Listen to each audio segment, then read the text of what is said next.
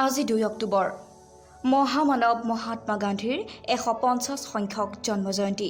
সমগ্ৰ দেশে আজি স্মৰণ কৰিছে জাতিৰ পিতা মহাত্মা গান্ধীক।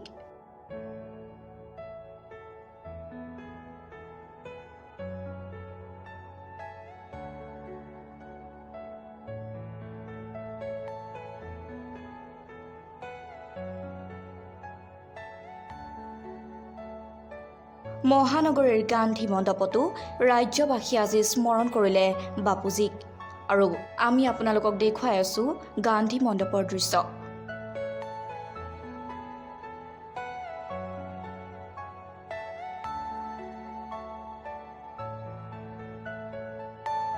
Are you all my personal dreams?